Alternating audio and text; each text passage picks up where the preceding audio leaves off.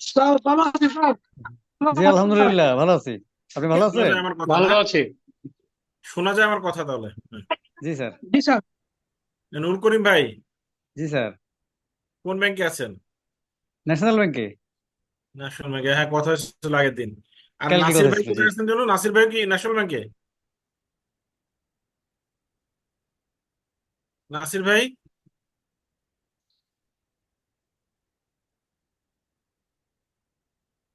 Sorry, আসসালামু আলাইকুম। আচ্ছা, গতদিন ক্লাসে একটা অ্যাসাইনমেন্ট দিয়েছিলাম, কেউ তো উত্তর দিলেন না।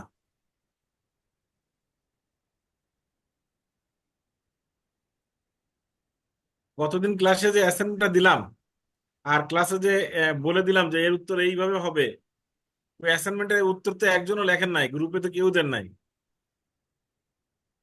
স্যার আমি অবশ্য গতদিনের ক্লাসটা মিস করছি। আচ্ছা, যাও। গতদিন ক্লাসে আমি একটা অ্যাসাইনমেন্ট দিছিলাম। সাইফুল ভাই, আপনার কি হয়েছে? আপনি দেন না কেন?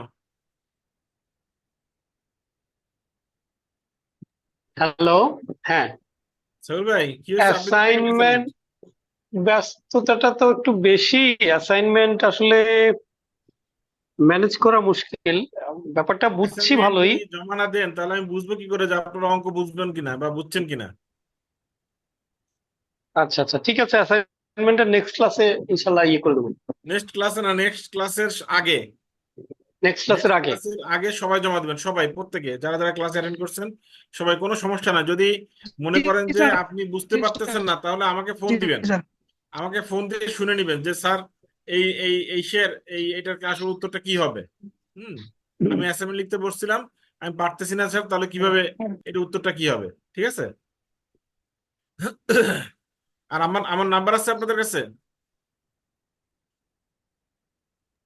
নাম্বার নাই স্যার। হ্যাঁ, নাম্বার। না স্যার, নাম্বার নাম্বার। নাই স্যার, নাম্বারটা প্লিজ। নাম্বারটা রাখেন, জিরো ওয়ান নাম্বার তো সেভেন ও হোয়াটসঅ্যাপেই পাওয়া যাচ্ছে। আচ্ছা, হোয়াটসঅ্যাপে পাওয়া গেলে, হ্যাঁ, হোয়াটসঅ্যাপে পাওয়া যাচ্ছে, হোয়াটসঅ্যাপে থেকেই কালেক্ট করে নিয়েন, হ্যাঁ। তারপর স্যার একটা নাম্বারটা বলে ভালো কথা, জিরো ওয়ান নাম্বারটা জিরো একটু ওয়ান বলেন seven sir. Five 0175 G 806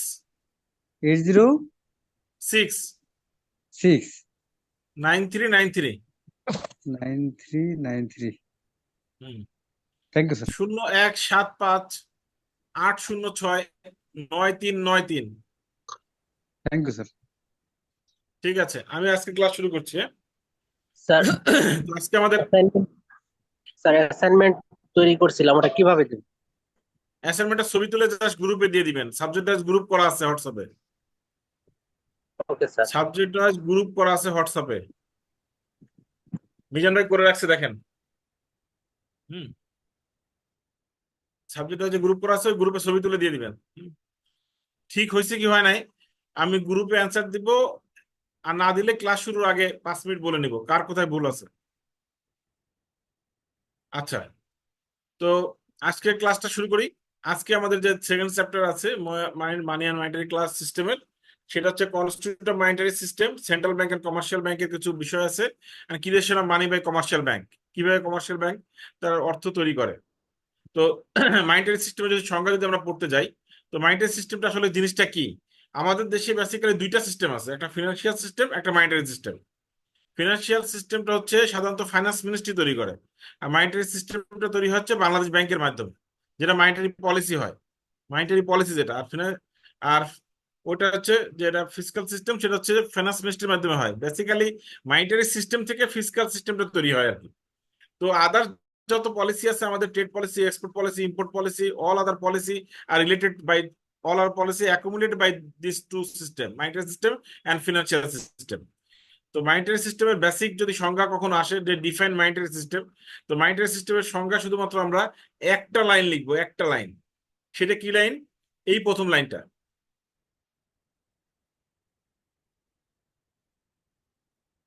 a monetary system is a system by which a government provides money in a country economy। অর্থাৎ যে সিস্টেমের মাধ্যমে সরকার অর্থনীতির টাকা সার্কুলেশন করে, অর্থনীতিতে টাকা প্রোভাইড করে, যে সিস্টেমের মাধ্যমে, সে সিস্টেমকে বলা হচ্ছে মনিটারি সিস্টেম। আমরা আগের থেকে আমি কিন্তু সিনপসিস আপনাদের প্রোভাইড করছি। আমি জানি না আপনারা পেয়েছেন কিনা, আমার মনে হয় পেয়েছেন আপনারা। তো তো যখনই ক্লাস হবে, ক্লাসের প্রথমে এই সিনোপসিসটা হাতে নেবেন, নেওয়ার পরে এখানে তো অনেক কথাবার্তা লেখা থাকে। তো এখানে যেটা মেইন পয়েন্ট, অর্থাৎ আপনি কি পয়েন্ট, সেই পয়েন্টটা যেন পরীক্ষার খাতায় থাকে। বাকি কথা আপনি মনের মাধুরী মিশায় বুঝায় লেখেন, কোনো সমস্যা নাই, কিন্তু এই কি পয়েন্টটা যেন থাকে। অর্থাৎ মাইন্ডের সিস্টেমে কি বলছে, যে একটা অর্থনীতিতে যে সিস্টেমের মাধ্যমে গভর্নমেন্ট তার অর্থ পরিচালিত করে, সেই সিস্টেমটাকে বলা হচ্ছে মাইন্ডারি সিস্টেম। এখন গভর্নমেন্ট আসলে এই যে মাইন্ডারি সিস্টেমটা, এইটা তাহলে কি বোঝাচ্ছে, এটা যে বলছে যে কনস্টিটিউট অফ মাইন্ডারি সিস্টেম, তাহলে এটা কনস্টিটিউট অফ মাইন্ডারি সিস্টেম আসলে বেসিক্যালি কিছুই না। এটা হচ্ছে দুইটা, একটা হচ্ছে ফিনান্সিয়াল ইনস্টিটিউশন আর একটা সেন্ট্রাল ব্যাংক। যদি পরীক্ষা আসে যে কনস্টিটিউট অফ মাইন্ডারি সিস্টেম, তাহলে কনস্টিটিউট অফ মাইন্ডারি সিস্টেমটা কি, এই যে সেকেন্ড যে প্যারাটা আছে, constitute of monetary system, constitute of monetary system, তাহলে মাইন্ডারি সিস্টেম প্রধান কাজ কি, আমরা এতক্ষণ যে বললাম, মাইন্ডারি সিস্টেম প্রধান কাজ হচ্ছে অর্থনীতিতে মানি সার্কুলেশন করা। এবং এই যে মানি সার্কুলেশন করে, কে করে, প্রথমে ইস্যু করে বাংলাদেশ ব্যাংক, আর এটা সার্কুলার হয় হচ্ছে ফিনান্সিয়াল ইনস্টিটিউটের মাধ্যমে, তাই না? তাহলে কনস্টিটিউট মাইন্ডারি সিস্টেম কারা, বেসিক্যালি সেন্ট্রাল ব্যাংক আর হচ্ছে ফিনান্সিয়াল ইনস্টিটিউশন গুলো, বাংলাদেশের যে ফিনান্সিয়াল ইনস্টিটিউশন গুলো আছে তারা। তাহলে আমাদের যদি পরীক্ষা আসে কনস্টিটিউট মাইন্ডারি সিস্টেম, তাহলে কনস্টিটিউট মাইন্ডারি সিস্টেমের আগে আমরা কি করব, প্রথমে সংজ্ঞাটা দিব। এই মাইন্ডারি system is a system by which is government provides money in a country's economy, and that system is constituted by two sectors, that is Bangladesh Bank and banking financial institution and financial institution, এই দুইটা। তাহলে আমরা যদি constitute মাইন্ডারি system আসে, তাহলে এই দুইটা তিনটা লাইন লিখলে কিন্তু আপনার হয়ে যাবে। এখন বাংলায় লিখতে গেলে কিন্তু আপনার অনেক লাইন লেখা লাগবে, ইংলিশে যদি লিখতে যান তাহলে তিনটা লাইনে আপনার সব কমপ্লিট। আমি বুঝাইতে পারছি নুরুল করিম ভাই? বুঝছি স্যার। আমি মাঝে মাঝে কিন্তু একটু জিজ্ঞেস করি, হ্যাঁ, কিছু মনে করেন না। আর যে না, জিজ্ঞাসা করলে ভিডিওতে তো ভালো। থাকে তাকে একটু বেশি জিজ্ঞেস করি আর কি, মানে আমার মনে হয় যে আমি সামনাসামনি ক্লাস নিচ্ছি আর কি। জি স্যার।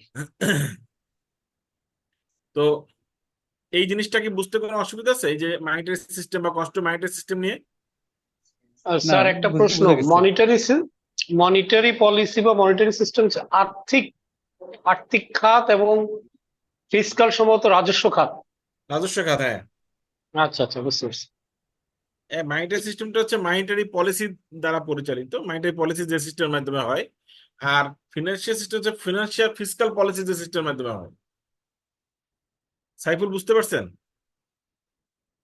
জি স্যার, বুঝতে পেরেছি।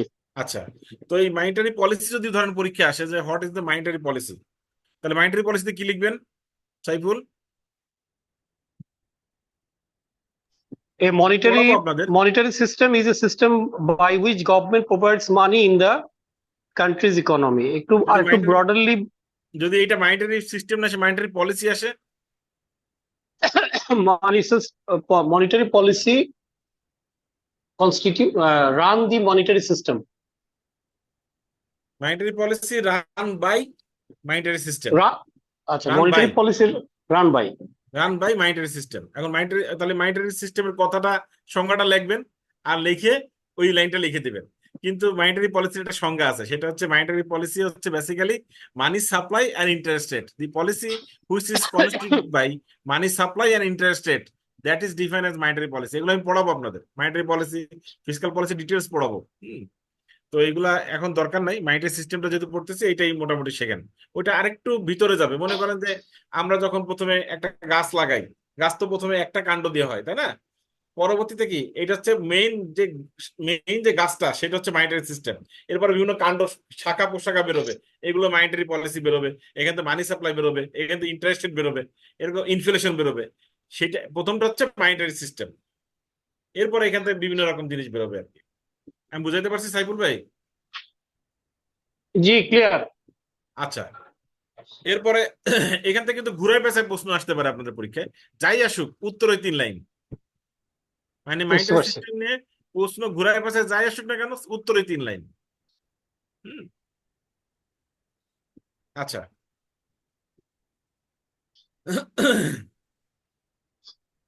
এরপর হচ্ছে সেন্ট্রাল ব্যাংক। সেন্ট্রাল ব্যাংক কাকে বলে? আমরা জানি যে বাংলাদেশ ব্যাংক কাকে বলে, মোটামুটি সবাই মোটামুটি জানি। কিন্তু আসলে সেন্ট্রাল ব্যাংকের যে একটা অ্যাকচুয়াল একটা সংজ্ঞা আছে, যেটা bank of international settlement, BIS দ্বারা পরিচালিত, ব্যাংক অফ ইন্টারন্যাশনাল সেটেলমেন্ট, সেটা একটা অ্যাকচুয়াল সংজ্ঞা আছে। সংজ্ঞাটা হচ্ছে a central bank is the bank in any country to who is be entrusted the duty of regulation by the volume of currency and credit in that country. BIS as per Bank of International Settlement. হ্যাঁ, সে একটা সংজ্ঞা বলছে যে central bank হচ্ছে এমন কোন দেশের central bank হচ্ছে এমন একটা ব্যাংক, যে ব্যাংক সেই দেশের ভলিউম অফ কারেন্সি, অর্থাৎ কত কি পরিমাণ কারেন্সি ইস্যু হবে, কোন ভলিউম কারেন্সি কিভাবে ইস্যু হবে, কিভাবে ম্যানেজ হবে, এবং ওই দেশের কান্ট্রিতে কি পরিমাণ ক্রেডিট হবে, সেইটা যে ব্যাংক মাধ্যমে পরিচালিত হয় সেইটাকে বলে সেন্ট্রাল ব্যাংক। তাহলে কি দেখতেছে? Volume of currency and credit. যে ব্যাংক একটা দেশের volume of currency and credit regulating the volume of currency and credit that country, যে ব্যাংক ওই দেশের ভলিউম অফ কারেন্সি এবং ক্রেডিটটাকে ম্যানেজ রেগুলেট করে, সেটা হচ্ছে সেই দেশের সেন্ট্রাল ব্যাংক। তাহলে central bank is the bank, এই লাইনটা শুধুমাত্র একটা লাইন লিখলে কিন্তু আমাদের হয়ে যাবে। শুধু মাথায় রাখতে হবে যে volume of currency and credit, volume of currency and credit. এইখানে আমরা মাথায় কি রাখবো? প্রথমটা মাথায় রাখবো হচ্ছে যে provides money in an economy, provides money in an economy, monetary সিস্টেমে provides money in an economy, এই শুধু এই লাইনটু। আর এখানে কি মাথায় রাখবো? কনস্টিটিউট করে central bank and banking financial institution. আমি কি পয়েন্ট গুলো শুধু দাগায় লাগবেন, কারণ এটা পরবর্তীতে আবার আমি হয়তো কোনো একদিন রিপিট করার যদি সুযোগ পাই তাহলে আপনাদেরকে বলবো, কিন্তু যদি না পাই তাহলে কি পয়েন্ট গুলো একটু দাগায় রাখেন। আর এখানে কি হবে? শুধুমাত্র ভলিউম অফ কারেন্সি, যে ব্যাংক ভলিউম অফ কারেন্সির ক্রেডিট একটা দেশে রেগুলেট করে, সেই দেশের ওই ব্যাংকটাকে সেন্ট্রাল ব্যাংক বলে।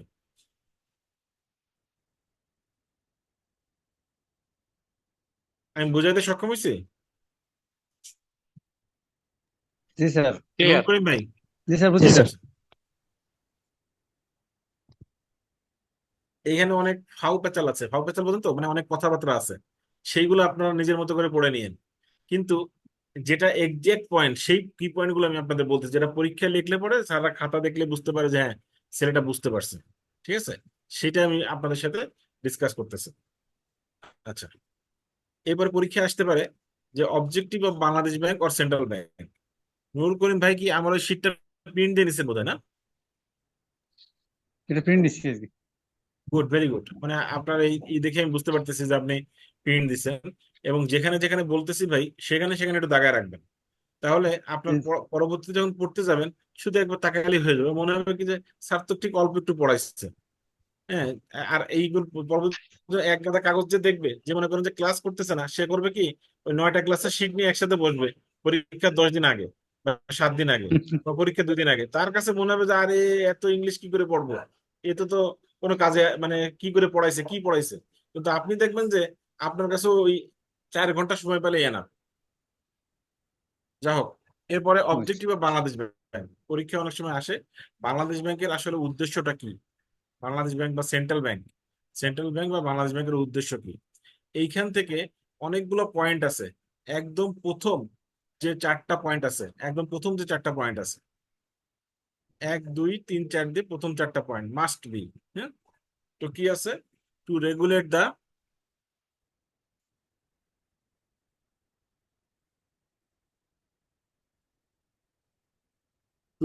The issue of currency and keeping of reserve. To regulate the issue of currency and keeping of reserve, এটা হচ্ছে ফার্স্ট পয়েন্ট। সেকেন্ড পয়েন্টে কি আছে? Manage the monetary and credit system, manage the monetary and credit system of Bangladesh with a view to establish domestic monetary value. তাহলে প্রথমটা কি বলছে? যে আমাদের দেশের ইস্যু কারেন্সি এবং রিজার্ভ মেনটেন করার জন্য যেটা আছে সেটা হচ্ছে সেন্ট্রাল ব্যাংকের মেন উদ্দেশ্য।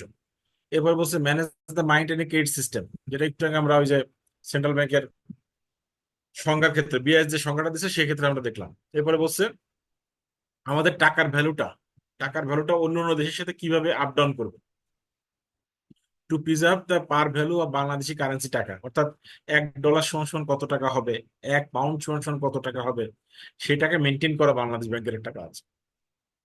দেন ফোর্থ কি বলছে?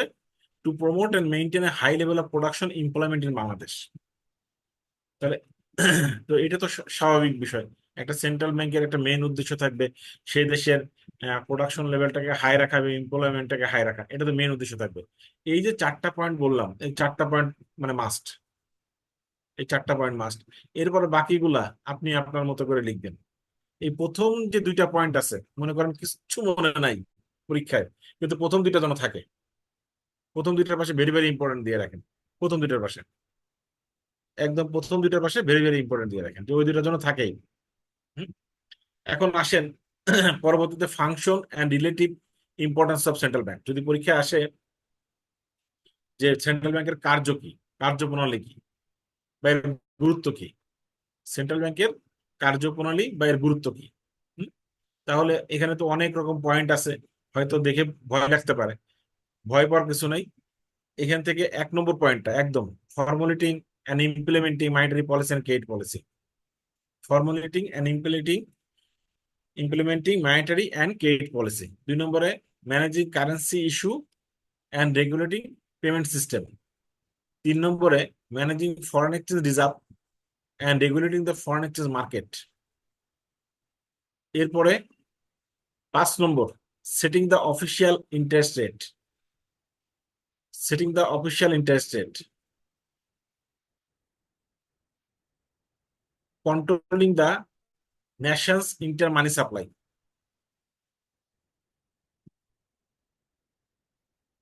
The government bankers and bankers bank, lender of the last resort.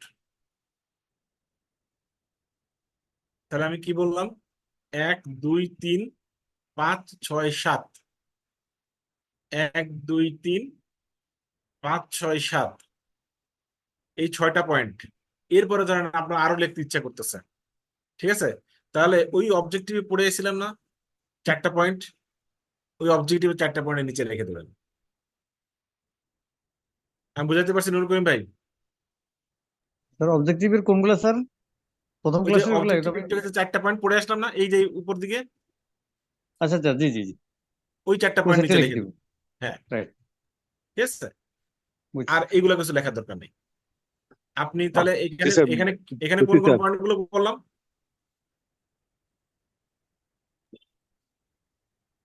1 2 3 Formulating and implementation monetary policy and credit policy, Credit policy, managing currency issue and currency issue regulating payment and system, regulating payment system, managing foreign using exchange foreign exchange reserve and regulating market, the foreign exchange market. setting the official 1 2 interest 3 rate used 5 to 6 7, manage Right, both inflation and country's exchange rate, controlling the right. nation's controlling the inter-money supply nation's entire and the money government supply. bankers and bankers bank. Right. এগুলো clear? Clear. আচ্ছা, তো এই পরীক্ষায় মনে করেন যে central bank নিয়ে যদি কোনো প্রশ্ন আসে, ঘুরাই স্যার। পেঁচাই, এই যে এই 2টা শীট পড়লাম, এই 2 শীট থেকে কোনো ঘুরাই পেঁচাই প্রশ্ন দিবে, আর একটা প্রশ্ন দিবে সেটা শীটের শেষে আছে। হ্যাঁ বলেন সাইফুল ভাই, বলেন। আমি না, স্যার, কেউ ওই যে- একজন মনে হয়। স্যার ওই যে functions of relative importance of central bank, setting of the official interest rate, শুধু একটু দেখলে হবে? হ্যাঁ, শুধু এইটুকু লিখবেন, শুধু এইটুকু লিখবেন। হ্যাঁ, থ্যাংক ইউ স্যার।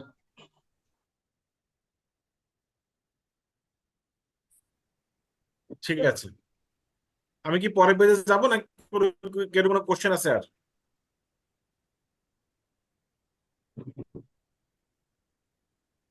আমি পরের পেজে গেলাম। হ্যাঁ,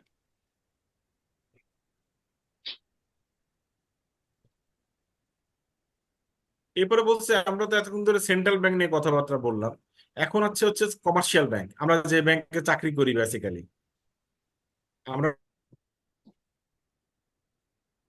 চাকরি করি, তো আমরা ল এন্ড প্র্যাকটিসের ক্লাসে একটা ব্যাংকের সংজ্ঞা বলছিলাম, সেই সংজ্ঞাটা আসলে এখানে প্রযোজ্য। যে কমার্শিয়াল ব্যাংক কাকে, ডিপোজিট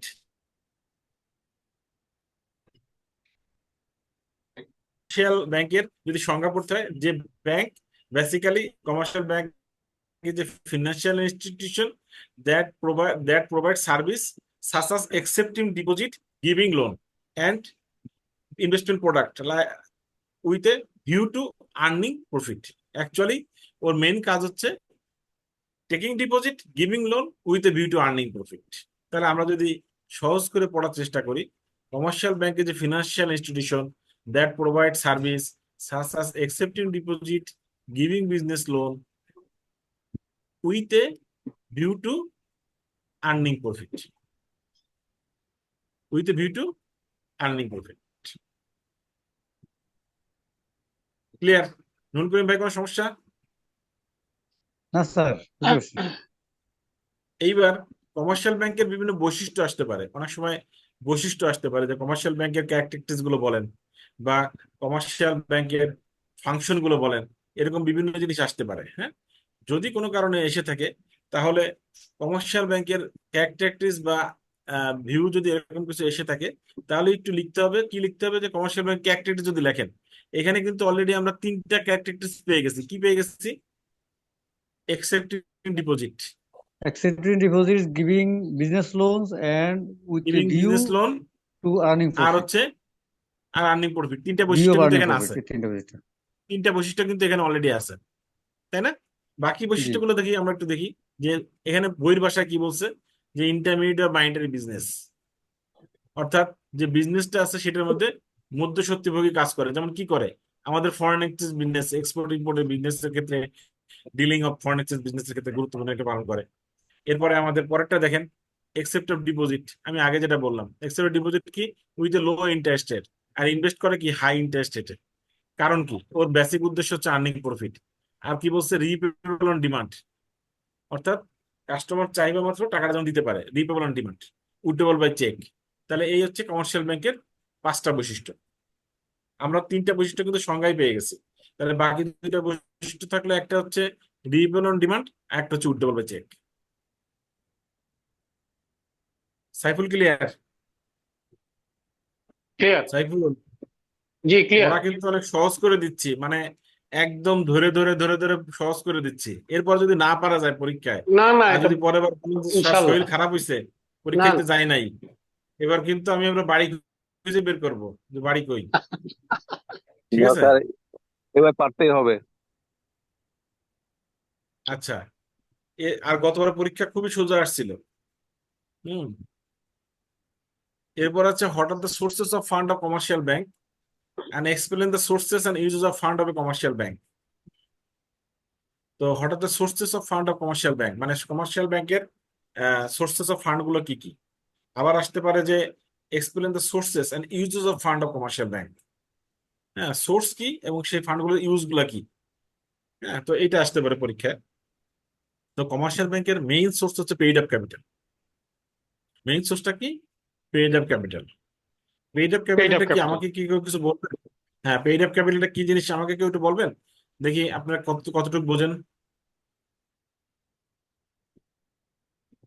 পেইড আপ ক্যাপিটাল, পরিশোধিত মূলধন, এটা কি জিনিস? স্পন্সরদের যে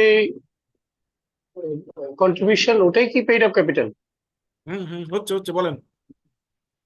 এটাই তো পেইড আপ, মানে আমরা ডিক্লেয়ার করছি আমাদের অনুমোদিত মূলধন এত হবে, এর মধ্যে একটা অংশ 100 কোটি টাকা যদি মূলধন হয় অনুমোদিত, তাহলে 60 কোটি টাকা স্পন্সররা দিল, এটাই পেইড আপ ক্যাপিটাল। সর্বোচ্চ আমরা যেতে পারবো হলো 100 কোটিতে। সহজ কথা হচ্ছে, এই যে আমরা একটা ব্যাংক গঠন করতে এখন কত টাকা লাগে জানা আছে?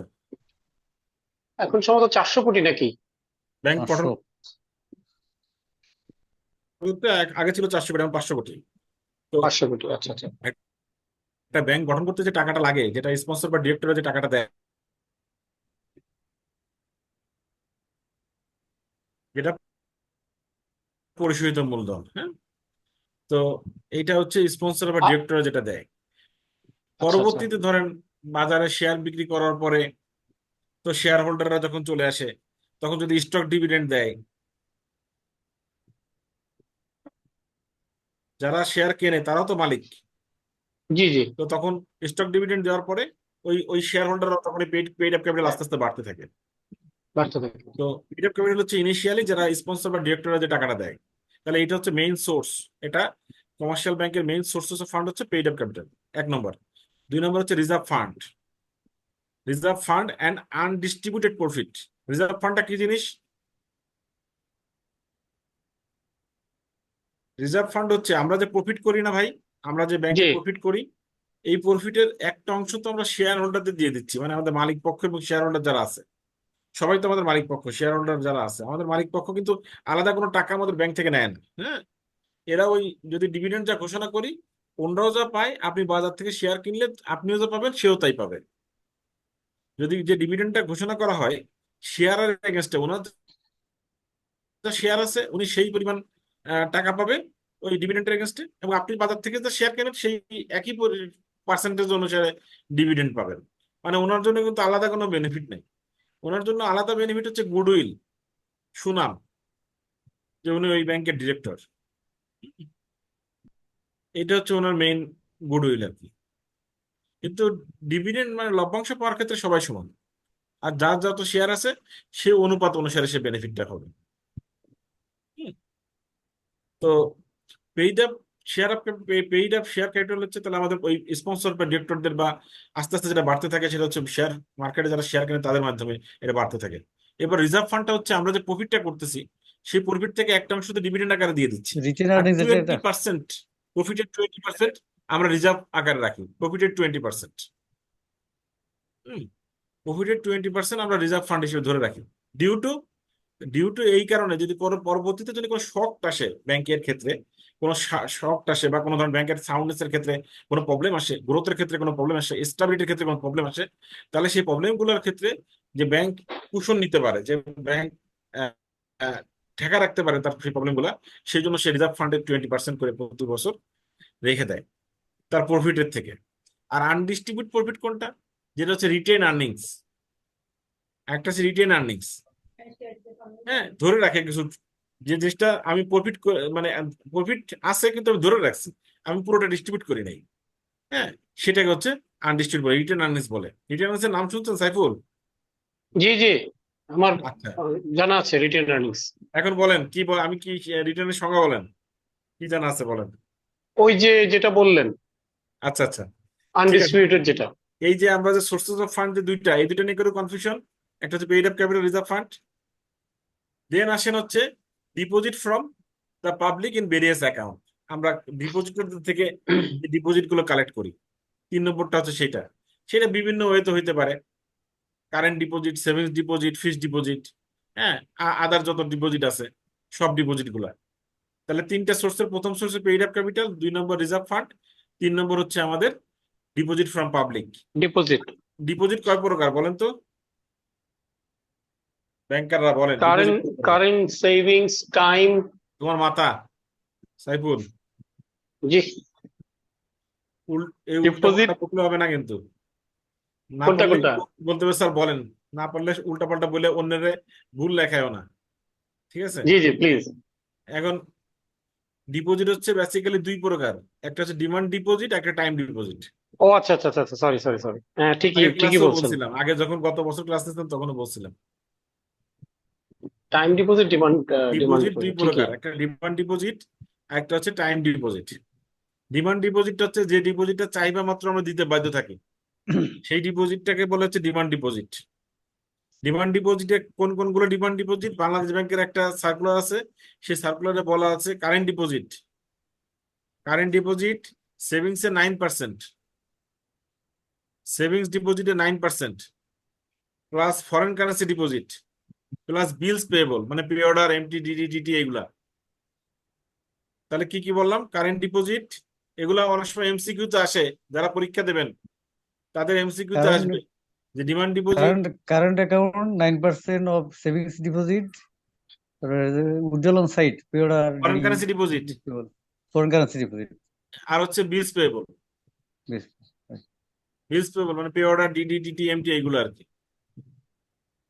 আচ্ছা, তো এরপরে টাইম ডিপোজিট তাহলে কোনগুলো থাকলো আর? যেগুলো স্থায়ী আমানত এগুলা টাইম ডিপোজিট হচ্ছে এফডিআর, এফডিআর, সেভিংস এর 91%, plus SND, plus scheme, all other scheme.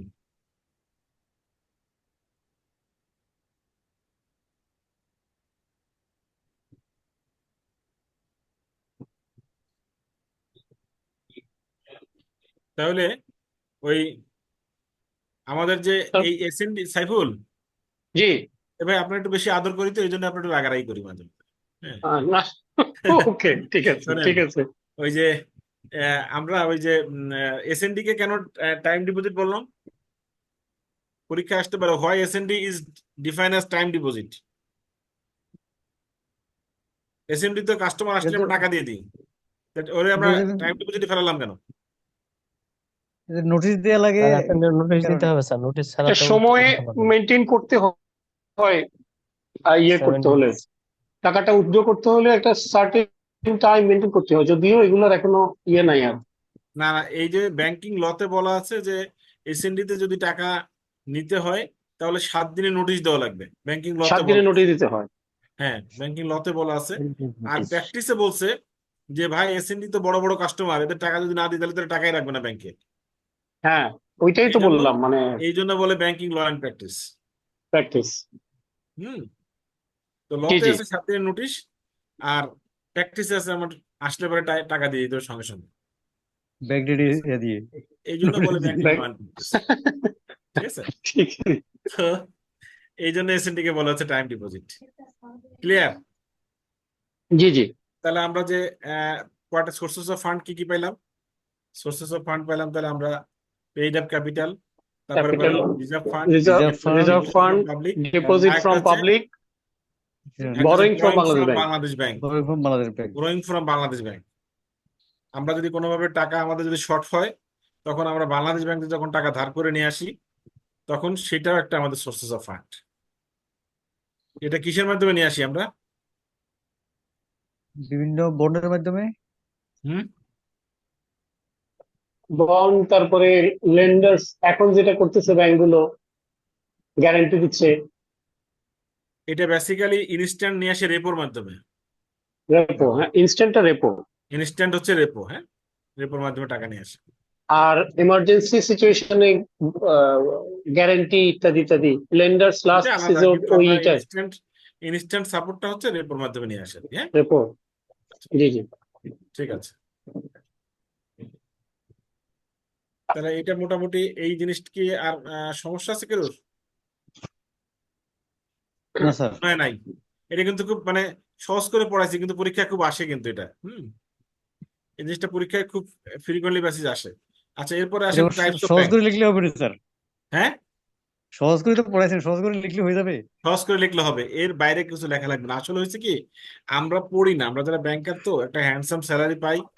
তো হ্যান্ডসাম স্যালারি পাওয়াতে আমাদের একটা সমস্যা হয়েছে। সমস্যাটা কি হয়েছে?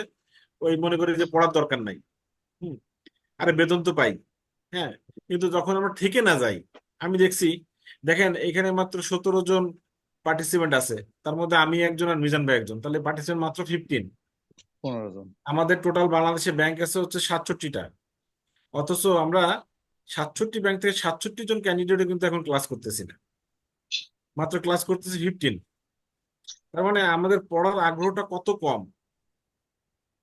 আপনারাই বলেন, আমাদের পড়ার মান কি খারাপ? না, পড়ানোর মান যারা ক্লাস করে তারা তো বলে যে স্যার পড়ানোর মান ভালো। হ্যাঁ, তাহলে এমন তো না যে এবিসিএল এর পড়ানোর মান খারাপ, ওরা স্টুডেন্ট কম হবে, এরকম না। কিন্তু আসলে কোনো জায়গায় বেশি স্টুডেন্ট নাই। এমন হইতে পারে যে ব্যাংকাররা অনেক সময় ওই যে সস্তা কিছু জায়গা খোঁজে, যে 500 টাকায় পার সাবজেক্ট পাওয়া যায়, এরকম অনেক জায়গা আছে, বিভিন্ন অ্যাড আছে, এটা হইতে পারে। কিন্তু আমার কাছে মনে হয় যে আসলে ওই সব 4-5টা ক্লাস করে তো আসলে সব পড়ানো ঠিক না। আমার যেমন এখানে বলছিল যে ভাই, আমারে বলছিল যে আপনি 8টা ক্লাসের মধ্যে শেষ করতে, আমি 9টা ক্লাস বলছি আর কি, ওদেরকে 9টা ক্লাস নিব। এরপরে কিন্তু আমি আপনাদেরকে আরো 2-1টা ক্লাস বেশি নেওয়ার চেষ্টা করবো, এটা আমি নিজে ফ্রি দেবো আর কি। কারণ আমার কাছে মনে হয়েছে যে আসলে এই কটা ক্লাস নিয়ে আমার স্টুডেন্ট সবকটা বের করা সম্ভব হবে না। আমি তো এখানে শুধুমাত্র ওই যে আপনার করতে আসি নাই, আমি এটা সেবামূলক কাজও নিচ্ছি। যাই হোক, আপনারা সবগুলো ক্লাস করেন, তারপরে বুঝবেন আসলে কতটুকু কি বলতেছি আর না বলতেছি। কিন্তু আপনার সাপোর্ট দিতে হবে। আপনার সাপোর্ট দিলে, এই যে নুরুল করিম ভাইয়ের মধ্যে যদি সিনোপসিস নিয়ে নিয়ে বসেন, দাগান, কথা বলেন, ইন্টারাকশন করেন, তাহলে ইনশাল্লাহ সহজে পার পাবেন। আপনাদের একজন পুরনো ভাই এবার সেকেন্ড পার্ট করতেছে, জাহাঙ্গীর আলম, জাহাঙ্গীর কবির। তো উনি আহ, আমাদের ব্যাংকেরই অনেক সিনিয়র। উনি কিন্তু এত ডেডিকেটেড ছিল, এত ডেডিকেটেড ছিল, উনি আমাকে আমি তার জুনিয়র যদিও বা, কিন্তু সে আমাকে স্যার ছাড়া কখনো মানে বলে না, এখনো বলতেছে না। কারণ আমি সেকেন্ড পার্টে ক্লাস নিচ্ছি। এবং এত ডেডিকেটেড ছিল সে। এবং সে ওই আমি তারে বলছি যে ভাই আপনি আমার ভাই করে বলেন। কিন্তু সে বলছে না স্যার, তাহলে পড়ার মানটা কমে যাবে। কিন্তু সে এত ডেডিকেটেড ছিল, আচ্ছা, একবারে পাশ করছে। হ্যাঁ, আমি আসলে দেখলাম যে এরকম ডেডিকেটেড, যেমন এই যে নুরুল করিম ভাই যেমন বসছে কাগজ কলম নিয়ে, উনি কিন্তু একটু সিনিয়র মনে হয়েছে আমার কাছে। তারপরও উনি যে এই যে কাগজ কলম নিয়ে বসছে এবং ইন্টারাকশন করতেছে আমার সাথে, শোনেন পড়ার কোনো বয়স নাই। আমি কিন্তু ব্যাংকিং থেকে ব্যাংকে ঢোকার সাথে সাথে এখন পর্যন্ত পড়া থামাই নাই। 17 বছর ব্যাংকিং করতেছি। হুম। এবং 4টা জায়গায় ক্লাস নিচ্ছি আপনাদের দোয়ায়। শুধু এই সাবজেক্ট না, আরো অন্যান্য বিভিন্ন সাবজেক্ট ক্লাস নিই। তো হ্যাঁ স্যার, চারটা আপনার চারটে ক্লাস institute। আপনার ক্লাস স্যার খুব ভালো লাগে। এখন ভালো লাগলে তবে না, পাস তো করা লাগবে ভাই। আপনি যখন আবার ধরেন পরবর্তী ক্লাস করেন, তখন কিন্তু আমার খারাপ লাগে যে জিয়া ভাই আপনি আবার পড়তে আসছেন। ঠিক আছে, হ্যাঁ কিন্তু হ্যাঁ। আমার কথা হচ্ছে যে ব্যাংকাররা দেখেন, আমি যে কথা বলতেছিলাম, বাংলাদেশে এত ব্যাংক আর কত অলস দেখেন, মাত্র 15 জন পার্টিসিপেন্ট ক্লাস করতেছে। একটা ব্যাংকে একজন আসলে তো 67 জন হাত থাকার কথা ছিল। এই যে দেখেন স্যার, আমার ছেলেকে নিয়ে এখন আমি ই করতেছি, ক্লাস ঠিক কিভাবে আছে, করবো। ঠিক আছে, 2 জন ক্লাস করতেছেন, ঠিক আছে, ঠিক ফি আছে, তো ডাবল দিতে হবে তাহলে স্যার। ঠিক আছে। হ্যাঁ, আমরা তাহলে আসি টাইপস অফ ব্যাংক। তো ব্যাংক হচ্ছে বেসিক্যালি আমাদের দেশে 1971 সালের পরে যে 127 নম্বর প্রেসিডেন্সিয়াল অর্ডারের মাধ্যমে আমাদের দেশে ব্যাংক গঠিত হয়। হ্যাঁ, তো ব্যাংক যে গঠিত হয়, সেই ব্যাংকগুলোকে বেসিক্যালি 2 ভাবে ভাগ করছে। ব্যাংকগুলোকে বেসিক্যালি ভাগ করছে 2 ভাবে, একটা শিডিউল ব্যাংক, একটা নন শিডিউল ব্যাংক। একটা শিডিউল ব্যাংক আর একটা নন শিডিউল ব্যাংক। আমাদের দেশে ব্যাংক 2 প্রকার, একটা শিডিউল ব্যাংক, একটা নন শিডিউল ব্যাংক। তো শিডিউল ব্যাংকের সংজ্ঞা বাংলাদেশ ব্যাংকের মাধ্যমে বলছে যে ব্যাংকের পেইড আপ ক্যাপিটাল মেনটেন করতে হয়, যে ব্যাংকের পেইড আপ ক্যাপিটাল মেনটেন করতে হয়, এবং যে ব্যাংকের রিজার্ভ মেনটেন করতে হয়, এবং যে ব্যাংকিং যে আদার যে ইগুলো আছে, আপনার পলিসি রুলস রেগুলেশন গুলো আছে, একদম ফুললি আপনার রেগুলেট গুলো মেনটেন করতে হয়, সেই ব্যাংকে শিডিউল ব্যাংক বলে। তাহলে শিডিউল ব্যাংক কোন ব্যাংক? যে ব্যাংকের পেইড আপ ক্যাপিটাল মেনটেন করতে হয়, পেইড আপ ক্যাপিটাল মেনটেন করতে হয়, রিজার্ভ মেনটেন করতে হয়, এবং ব্যাংকিং রুলস রেগুলেশন সব ফলো করতে হয়, সেই ব্যাংককে শিডিউল ব্যাংক বলে। সেই ব্যাংকটাকে শিডিউল ব্যাংক বলে। তাহলে ঠিক উল্টা যদি আমি বলি নন শিডিউল ব্যাংক কাকে বলে? যে ব্যাংকের কোনো ডেফিনাইট মানে একদম পেইড আপ ক্যাপিটাল মেনটেন করতে হয় না, কোনো সিআরআর এসএলআর মেনটেন করতে হয় না, এবং যে ব্যাংকের কোনো, যে ব্যাংকটা গঠিত হয়েছে কোনো নির্দিষ্ট একটা অবজেক্টিভ নিয়ে, স্পেশাল একটা ডেফিনাইট অবজেক্টিভ নিয়ে, সেই ব্যাংকটাকে বলে নন শিডিউল ব্যাংক। আমি প্রবাসী কল্যাণ ব্যাংক। আমি না না, প্রবাসী কল্যাণ ব্যাংক না, আমি আরেকটু গ্রামীণ ক্লিয়ার ব্যাংক করতেছি। স্যার, নন শিডিউল তো গ্রামীণ পড়বে না? হ্যাঁ, আমি আরেকটু ক্লিয়ার করতেছি, আমি আছে আপনার পুরো ব্যাখ্যা দেবো এখানে। The bank which is established for special and definite objective. The bank, Zia ভাই ছেলে কি নামতেই চাচ্ছে না? আঙ্কেল নাম কি?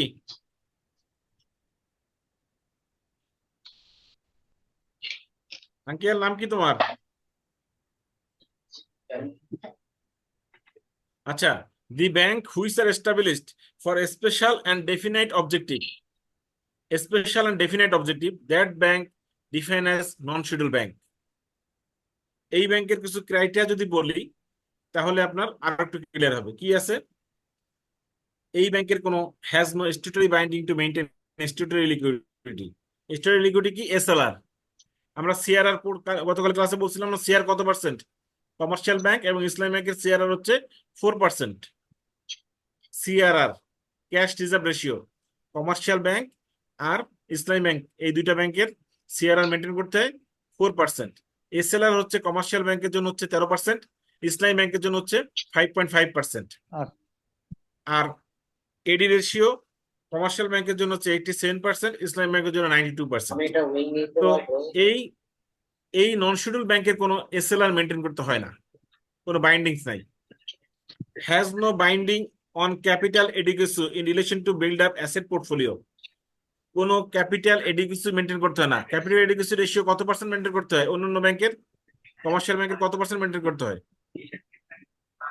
CR, capital adequacy ratio percentage কত পার্সেন্ট মেনটেন করতে হয়?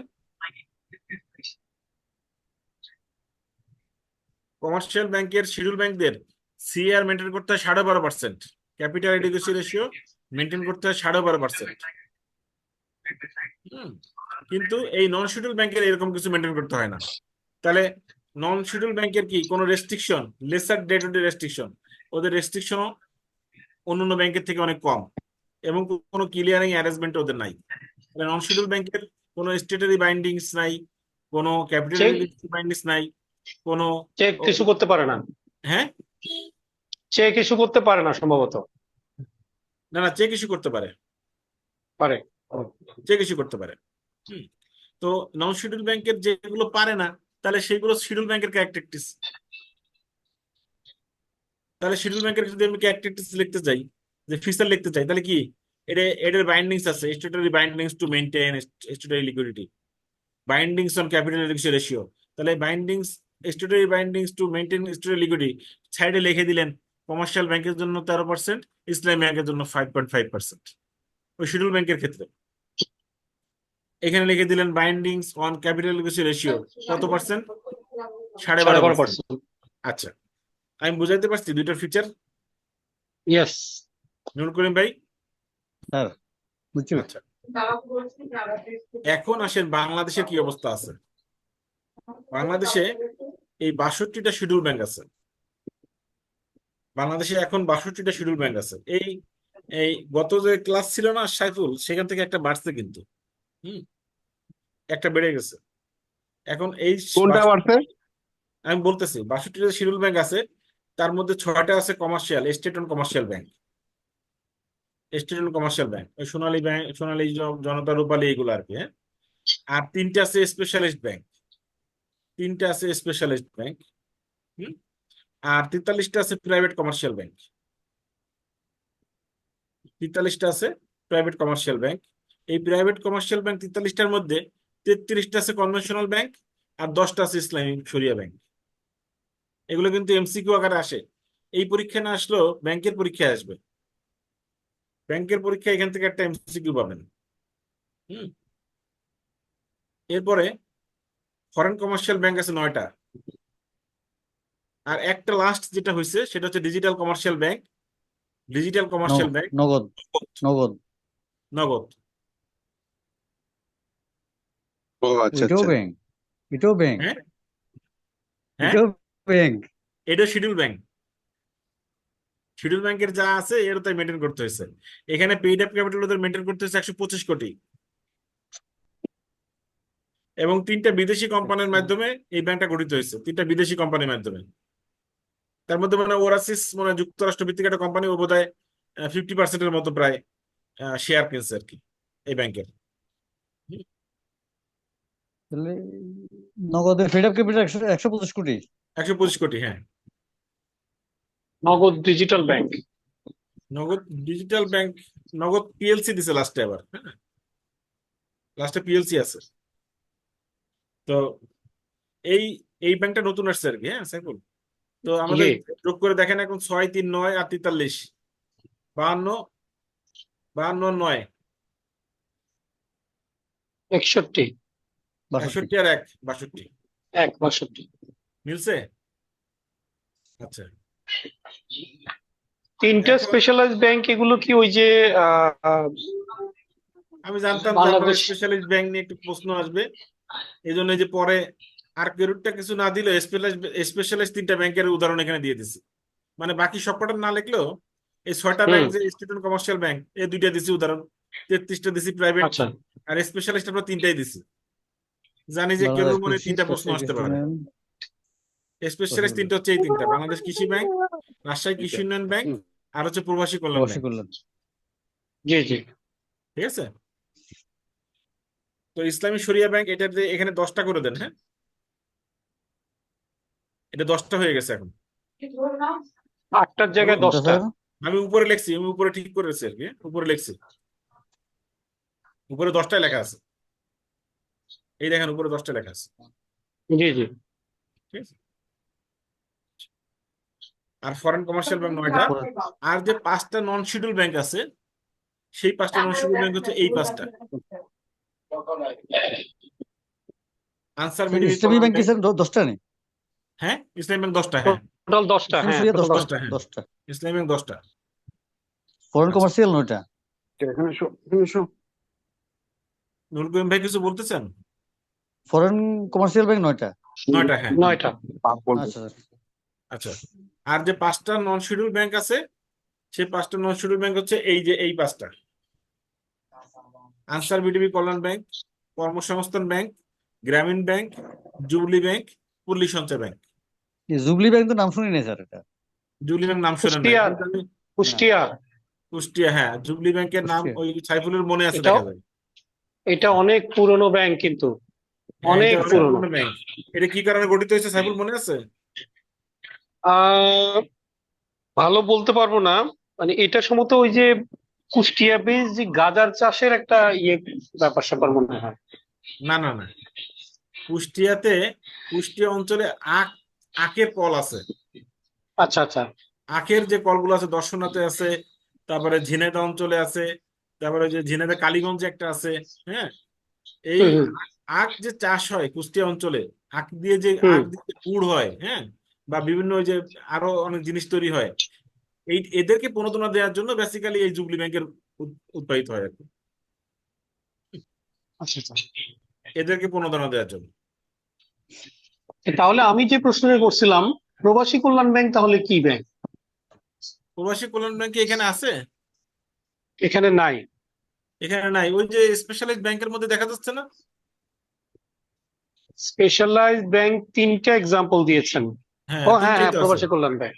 জি জি জি জি জি। ঠিক আছে, আচ্ছা, এখানে আমার একটা প্রশ্ন আছে, সেটা হলো বলেন।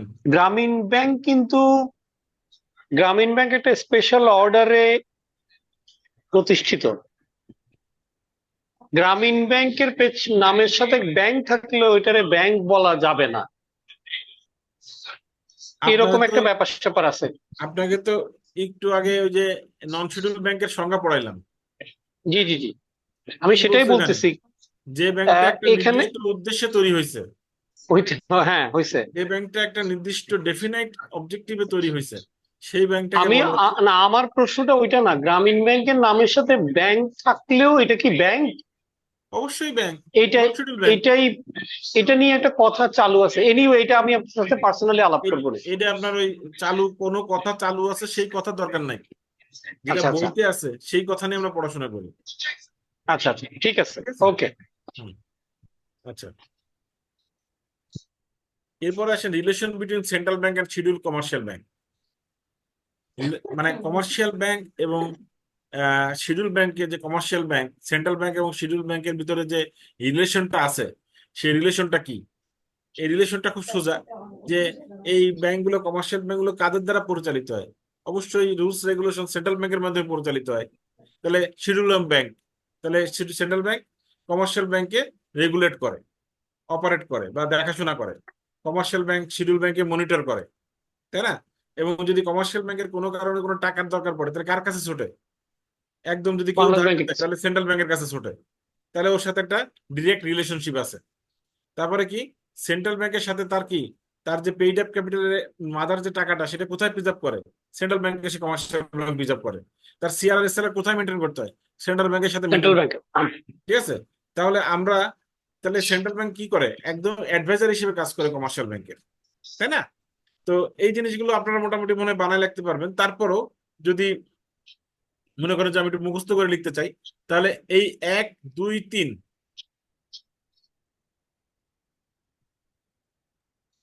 Scheduling of banks, commercial banks are regulated and commercial monitored by bank are the regulated central and bank. monitored by the central bank. Central bank is Is the the lender of lender the last resort.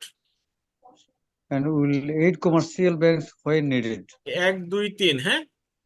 আর আচ্ছা, হচ্ছে এই acting as adviser and agent, acting as advisor and agent, right? Agent. আর হচ্ছে custodian of the ক্যাস্টিজ of the commercial bank. এই 5টা। মানে এই পাঁচটায় সম্পর্ক আসলে দিয়ে দিবে, রিলেশন হ্যাঁ বিটুইন হ্যাঁ হ্যাঁ, central bank and central bank. মানে এই 5টা আপনি দিবেন, তারপরে আপনি আপনার মনের মাধুরী মিশিয়ে কিছু লেখার চেষ্টা করেন। কিন্তু প্রথম দিকে হিটে বাদ বোঝেন তো নুর করিম ভাই? হিটে বাদ বোঝেন?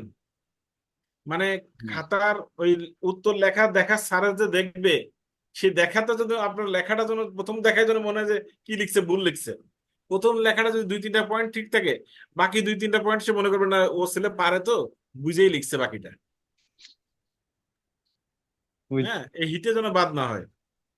আচ্ছা, এরপর হচ্ছে difference between central bank and schedule bank. Central bank এবং শিডিউল ব্যাংকের মধ্যে পার্থক্যটা কি? তো সেন্ট্রাল ব্যাংক বেসিক্যালি কাজ করে কাদের জন্য? পুরা ইকোনমির জন্য কাজ করে। সেন্ট্রাল ব্যাংক ইন্টার ব্যাংকিং সিস্টেমটাকে রেগুলেট করে। সেন্ট্রাল ব্যাংক ইস্যু কারেন্সি করে, একটু আগে আমরা সংখ্যাগুলো যেগুলো পড়লাম, কারেন্সি ইস্যু করে। সেন্ট্রাল ব্যাংক পুরো স্টেটের জন্য কাজ করে। সেন্ট্রাল ব্যাংক গভর্নমেন্টের bank. Central bank foreign exchange রিজার্ভের কাস্টোডিয়ান হিসেবে কাজ করে। আর শিডিউল ব্যাংক হয়, শিডিউল ব্যাংক কি করে? শিডিউল ব্যাংক শুধু প্রফিট মোটিভের জন্য কাজ করে। শিডিউল ব্যাংক শুধু নিজের নিজের কিভাবে ডিরেক্টলি কাস্টমারের সাথে রিলেশন আছে, সেন্ট্রাল ব্যাংকের ডিরেক্টলি কাস্টমার রিলেশনশিপ। আমরা যদি 1:1 পড়ার চেষ্টা করি, একটু একটু ধরে পড়ি। Work for the public welfare and economic development. Central bank work for the public welfare and economic development directly. এটা হচ্ছে সে ডিরেক্টলি কাজ করে, কিন্তু পাবলিকের সাথে তার কোনো রিলেশন নাই। Work for the public welfare, কিন্তু পাবলিকের সাথে তার কোনো relationship, but there is no direct relationship with public. Whereas schedule bank deals directly with public. Deals directly with public. তাহলে পার্থক্য একটা কিন্তু হয়ে গেল। ক্লিয়ার? নুরুল করিম ভাই ক্লিয়ার হয়েছেন? সে জি পাবলিক স্যার, ওয়েলফেয়ারের জন্য কাজ করে, সেন্ট্রাল কিন্তু ব্যাংকের ডিরেক্টলি পাবলিকের সাথে কোনো ফাংশন নাই। ফাংশন সেন্ট্রাল নাই, ব্যাংকের পাবলিকের সাথে কোনো কিন্তু ফাংশন নাই, শিডিউল ব্যাংকের পাবলিকের সাথে ফাংশন। পাবলিকের সাথে ফাংশন আছে। আচ্ছা, আর এ হচ্ছে কন্ট্রোল হয়ে যাচ্ছে, এ কন্ট্রোল করে কি? ব্যাংকিং সিস্টেমটাকে কন্ট্রোল করে। এ পুরো controls and regulate the inter banking system of the country. আর এ হচ্ছে সেন্ট্রাল ব্যাংক দ্বারা কন্ট্রোলিত হয়। এ হচ্ছে শিডিউল ব্যাংক পুরো ব্যাংকিং সিস্টেম কন্ট্রোল করে, আর শিডিউল ব্যাংক হচ্ছে সেন্ট্রাল ব্যাংক দ্বারা কন্ট্রোলিত হয়। তাহলে এই একটা পার্থক্য। আরেকটা পার্থক্য কি? সেন্ট্রাল ব্যাংক কারেন্সি ইস্যু করে, issue currency and money supply. হয় সেখানে তো এই ইস্যু কারেন্সি ইস্যু করে না, মানি সাপ্লাই কন্ট্রোল করে না, ঠিক না? আর সেন্ট্রাল ব্যাংকের উদ্দেশ্য কি? Economic development. আর এর উদ্দেশ্য কি? Profit motive. তাহলে 4টা পার্থক্য হয়ে গেল না? সাইফুল, 4টা পার্থক্য ধরা গেছে? ক্লিয়ার? 4টা পার্থক্য বলেন আপনি। ওয়েলফেয়ার, মানে central bank works for welfare and economic development, আর ওয়ারেজ শিডিউল ব্যাংকটা প্রফিট মোটিভড, মানে তাদের উদ্দেশ্য থাকে প্রফিট করা। এক সেন্ট্রাল ব্যাংক কন্ট্রোল, হ্যাঁ, নম্বরটা বলছি যে central bank work for the public welfare and economic development, but directly deals, but do not directly deals with the public. Public Whereas schedule bank deals directly with the public. Public 1 নম্বর। 2 নম্বর কি বলছি? 2 নম্বর বলছি যে central bank all banking সিস্টেমটাকে control করে, regulate করে। আর শিডিউল ব্যাংক কি করে? সেন্ট্রাল ব্যাংক দ্বারা রেগুলেটেড হয়। 3 নম্বর কি বলছি? সেন্ট্রাল ব্যাংক ইস্যু কারেন্সি করে, কারেন্সি ইস্যু করে, কিন্তু এ কোনো কারেন্সি ইস্যু করে না, বা মানি সাপ্লাইয়ের সাথে কোনো সম্পর্ক নাই। 3 নম্বর এটা বলছি। 4 নম্বরটা কি বলছি? যে সেন্ট্রাল ব্যাংক গভর্নমেন্টের ব্যাংক, মানে গভর্নমেন্ট ব্যাংক হিসেবে কাজ করে, আর এর কোনো প্রফিট মোটিভ কোনো উদ্দেশ্য নাই, উদ্দেশ্য থাকে না। শিডিউল ব্যাংকের মেইন উদ্দেশ্য হচ্ছে, মানে সেন্ট্রাল ব্যাংক গভর্নমেন্টের ব্যাংক ইকোনমিক ডেভেলপমেন্ট করে, আর শিডিউল ব্যাংক শুধুমাত্র প্রফিট মোটিভের জন্য কাজ করে। ক্লিয়ার? স্যার, এখানে ওই যে act as banker to the government, এটা হ্যাঁ স্যার ক্লিয়ার। শেষটা sir, act as banker to the government, এটা হ্যাঁ, একটা যে ব্যাংকার, সেন্ট্রাল ব্যাংক যে act as banker to the government, এটার বিপরীতে কোনটা sir? Act as banker to the government and গভর্নমেন্টের বিপরীতে act as economic development, for economic development. একটা যে banker to the government for economic development, না for economic নিচেরটাতে development. না sir, এটা সাইটের বিপরীতে স্যার দিব না। হ্যাঁ হ্যাঁ, একটা হচ্ছে প্রথমটা একটা হচ্ছে ব্যাংকার পাবলিক। Two the government. হ্যাঁ হ্যাঁ, একটা যে বসে আমি বলি, প্রথমটা হচ্ছে পাবলিকের সাথে ডিরেক্টলি কাজ করে, একটা করে একটা করে না। আচ্ছা, ওটা হচ্ছে আপনার কন্ট্রোল করে, আরেকজন কন্ট্রোলিত হয়। তিন কন্ট্রোল নম্বরটা হচ্ছে, হয়, হ্যাঁ, আরেকজন হচ্ছে ইস্যু, 3 নম্বরটা হচ্ছে ইস্যু কারেন্সি কারেন্সি ইস্যু করে, করে আরেকজন করে না। করে না, জি। আরেকজন, আর 4 নম্বরটা হচ্ছে একটা যে banker to the government for economic development, for আচ্ছা, ইকোনমিক ডেভেলপমেন্ট। আর এই হচ্ছে operates for profit motive. Clear? Whereas profit. ঠিক আছে, মোটিভ মনে করেন। থাকে প্রফিট।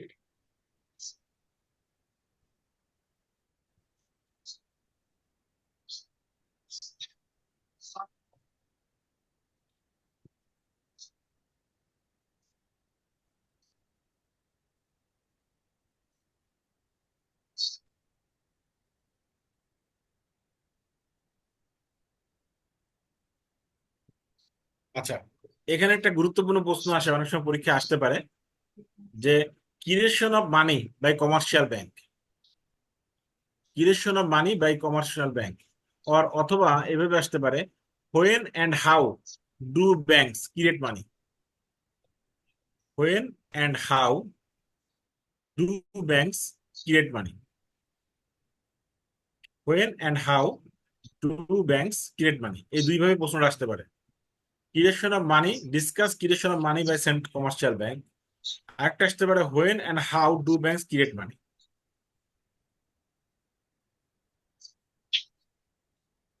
ঠিক আছে, এই দুইভাবে প্রশ্নটা আসতে পারে। তো এখন দুইভাবে যদি প্রশ্ন আসে, তাহলে আমরা কিভাবে উত্তরটা লিখবো? এখন সহজভাবে একটু বোঝার চেষ্টা করেন। আমরা ব্যাংকে কি করি? ডিপোজিট কালেক্ট করি। ডিপোজিট কালেক্ট করে আমরা সেই ডিপোজিটটা আমরা কি ধরে রাখি, নাকি এই ডিপোজিটটা নিয়ে বসে থাকি, নাকি লোন দিই? লোন দিচ্ছে। লোন দিচ্ছি। এবার যে লোন দিচ্ছি, সেই লোনের যে লোক, টাকাটা কি নিয়ে বসে থাকে, নাকি ব্যবসা করে বা কোনো কিছু করে, নাকি সে সে কোনো টাকাটা কিছু বাসায় করে, নিয়ে যেয়ে বাজার করে খায়? ব্যবসা করে।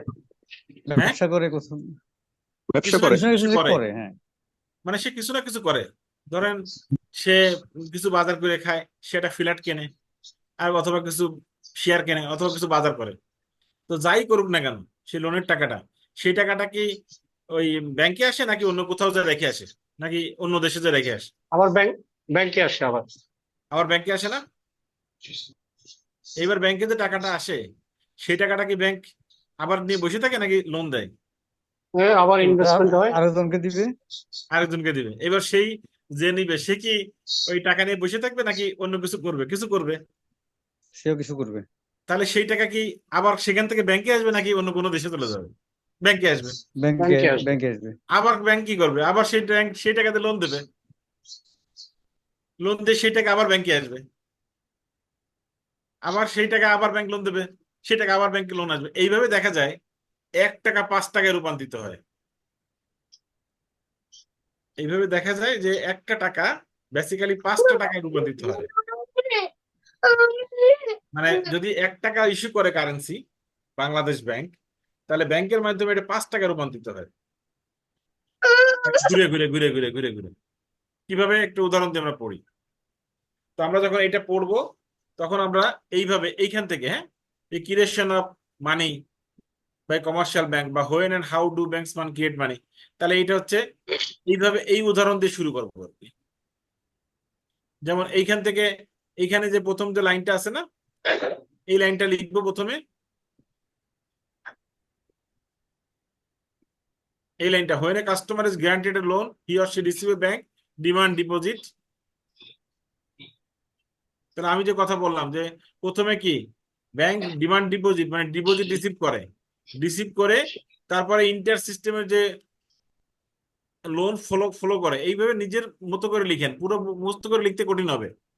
প্রথমে ব্যাংকের কাজ আমি যেভাবে বলছিলাম, কারণ উদাহরণ দিয়ে একটু যদি বোঝানোর চেষ্টা করি। সাপোজ মিস্টার এক্স ডিপোজিট টাকা 10,000 in a bank. The bank has to pay interest for him. হ্যাঁ, এরপরে কি করতেছে ব্যাংক? কেউ কথা বলেন না প্লিজ। জিয়া ভাই মিউট করেন, জিয়া ভাই মিউট করেন। আচ্ছা, একটু উদাহরণ দিয়ে বুঝাই তাহলে আরো ভালো হবে। যে কথাটা আমি এইমাত্র বললাম, এই কথাটা মাত্র বললাম আর কি। হ্যাঁ, ধরেন 1,000 টাকা আপনি নিউ ডিপোজিট পাইছে ব্যাংক। তো ব্যাংকের তো ওই যে কাস্টমার যে 1,000 টাকা পাইছে, 1,000 টাকা তো আর ব্যাংক ইনভেস্ট করতে পারে না, কারণ সেই কাস্টমারের তো কিছু টাকা চাহিদা থাকে নাকি? কাস্টমার তো যে কোনো সময় সে টাকা চাইতে পারে, নাকি সব ইনভেস্ট করে দেয়? চাইতে পারে। কিছু টাকা চাইতে পারে। এই জন্য ব্যাংক কি করে, সাধারণত ধরে নেওয়া হয় যে 20% রিজার্ভ রেখে দেয়। 20% রিজার্ভ কেন রাখে? 13% তো তার সিআরআরএসএল মেনটেন করতে হয়, এডি রেশিও 87%। আর 7% তার কাস্টমারের দৈনন্দিন চাহিদা মিট আপ করার জন্য। তার তো এডি রেশিও তো 13% তার সিআরএসএল মেনটেন করতে হচ্ছে, আর সাথে তার 7% তার দৈনন্দিন চাহিদা মিট আপ করার জন্য তার কাছে রেখে দিতে হয়। এই যে 7% রেখে দিচ্ছে, 7% তার 7% আর 13% 20% রাখতেছে, তাহলে তার কাছে ডিমান্ড ডিপোজিটের জন্য সে 20% রেখে দিচ্ছে। 1,000 টাকা 20%, 200 টাকা। আর বাকি 800 টাকা সে কি করতেছে? লোন দিচ্ছে। এই 800 টাকা আবার ঘুরে ফিরে ব্যাংকের কাছে আসছে। ব্যাংক আবার কি করতেছে, এই কাস্টমারদের জন্য আবার 20% রেখে দিচ্ছে। আর এই টাকার থেকে এটা বিয়োগ দিয়ে যেটা আছে এটা সে লোন দিচ্ছে। এই 640 টাকা আবার ঘুরে ফিরে ব্যাংকের কাছে আসছে। ব্যাংক আবার এর জন্য 20% রেখে দিচ্ছে। রেখে দিয়ে বাকি টাকা আবার ব্যাংক লোন দিচ্ছে। এইটা আবার ঘুরে ফিরে এই 512 টাকা আবার আইছে। আসার পরে এখান থেকে 20% ব্যাংক রেখে দিচ্ছে তাদের জন্য, বাকি টাকা লোন দিচ্ছে। এইভাবে ঘুরে ঘুরে দেখা যায় যে এই 1,000 টাকা 5,000 টাকা তৈরি হয়। 1,000 টাকা ব্যাংকে 5,000 টাকা তৈরি হয়েছে, মানে ডিপোজিট আকারে আসছে। 1,000 টাকা থেকে 5,000 টাকা ডিপোজিট আসছে। তাহলে 1,000 টাকা কি 5 গুণ টাকা তৈরি করলো না মার্কেটে?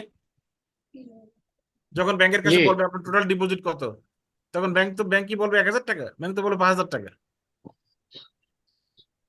হুম। কিন্তু টাকা তো 1,000 ইস্যু হয়েছিল, টাকা তো ইস্যু হয়েছে 1,000, কিন্তু ব্যাংকে তো হয়ে গেছে 5,000। আমি কি এই উদাহরণটা বুঝাইতে পারছি সাইফুল? জি ক্লিয়ার, একেবারে ক্লিয়ার। জি নুরুল স্যার, করিম ভাই, বুঝছি। স্যার জি একটা স্যার, কোশ্চেন বুঝছি ছিল। স্যার। স্যার বুঝছি স্যার। এখন আমরা লিখতে পারবো না জি শিওর। এইটা এই যে মানি যে কিভাবে মানি 5,000 ক্রিয়েশনটা টাকা জাস্ট হয়েছে, এটা এইটা লিখে যে দিলে হয়ে কিভাবে যাবে। 5,000 টাকা হয়েছে, হ্যাঁ, আর এখানে কিভাবে 1,000 টাকা হয়েছে, আর এখানে কিভাবে 4,000 টাকা হয়েছে, এটা ফুল করে আমাদের দেবেন অ্যাসাইনমেন্ট আকারে। স্যার একটা কোশ্চেন ছিল। বলেন।